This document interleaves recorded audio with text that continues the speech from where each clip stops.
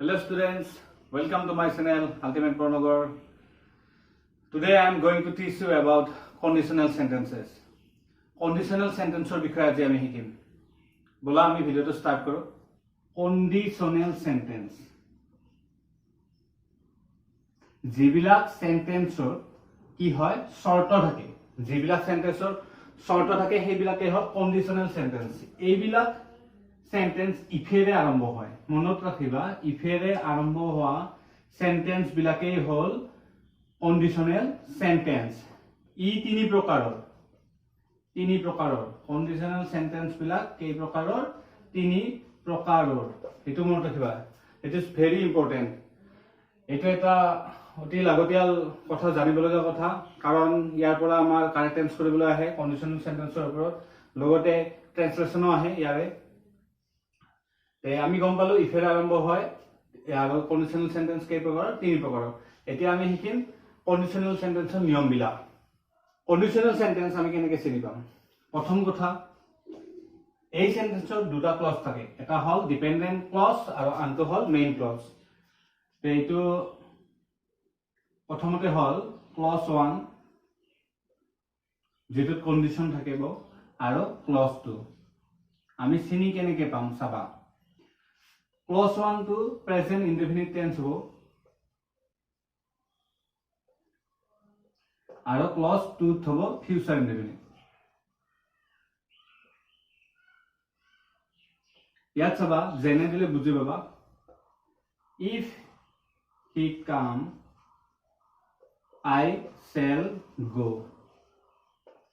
এইখিনি হল প্ৰথম ক্লজ, আৰু এটো ক্লজ 1 আৰু I shall go clause 2। ইয়াত চোৱা clause 2 কি আছে? I shall go, shall কি হত হয় future indefinite, তাৰমানে clause 2 টো আছে future indefinite tense। তাৰমানে আমি clause 1 টো present indefinite tense কাৰেক্ট কৰিব লাগিব। if টো থাকিব কন্ডিশন, he যেহেতু he টো থাৰ্ড পাৰসন সিঙ্গুলাৰ, সেই কাৰণে কাম ভাৰ্বৰ লগত কি হ'ব এটা s যোগ হ'ব, কাৰণ present indefinite tense সাবজেক্ট টো থাৰ্ড পাৰসন সিঙ্গুলাৰ নাম্বাৰ হলে ভাৰ্বৰ লগত এটা s বা es যোগ হয়, আৰু বাকিখিনি একে থাকিব I shall go। যদি এনেকে থাকিল হয় if you come তেতিয়া কি হলা হয়, তোমালোকে খালি ব্ৰেকেট উঠাই দিলে টেন্স টো কাৰেক্ট হ'ব, কাৰণ সাবজেক্ট টো থাৰ্ড পাৰসন সিঙ্গুলাৰ নাম্বাৰ নাছিল, সেই কাৰণে কি হ'ব খালি ব্ৰেকেট উঠাই দিলে হ'ল। এটো হল নাম্বাৰ 1 নিয়ম।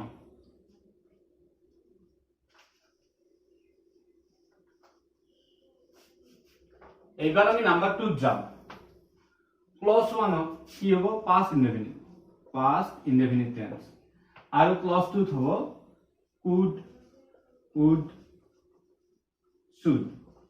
এই তিনিটা থাকিব পাৰে, যেনে if I be a bird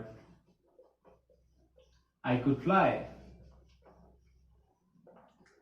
প্ৰথম ক্লজ এইটো, দ্বিতীয় ক্লজ হল এইটো। তে আমাক প্ৰথম ক্লজটো কাৰেক্ট কৰিব লাগে। আমি ক্লজ 2 যাম। ক্লজ 2 কি দিয়া আছে? could। তে আমি জানো could, would, should থাকিলে কি হ'ব এইটো past indefinite, তাৰমানে আমি কাৰেক্ট টেন্সটো past indefinite টেন্সৰ গঠনত কৰিব লাগিব। if I past indefinite টেন্সৰ গঠন কি? সাবজেক্ট ভাৰ্বৰ past form, be ভাৰ্বৰ past form was বা were, was were হয়। তে আই লগত সাধাৰণতে was বহে, কিন্তু যিবিলাক কন্ডিশনাল সেন্টেন্স হয় সেই সেন্টেন্স বিলাকত be টো কি হ'ব were কৰি দিবা। if I were a bird I could fly, যদি মই চৰাই হলোহেঁতেন মই উৰিব পাৰিলোহেঁতেন, এনেকুৱা। এইবাৰ আমি 3 নম্বৰ নিয়ম, লাষ্ট যেটো কন্ডিশনাল সেন্টেন্সৰ নিয়ম আমি হেইটো শিকিম। হেইটো হল এটো হ'ব past perfect tense, আৰু আনটো থাকিব could have,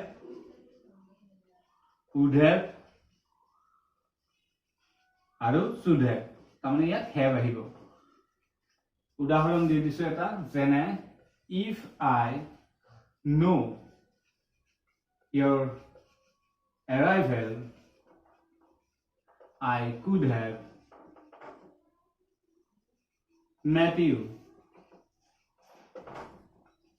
So 2 নম্বৰ ক্লজত কি আছে? could have।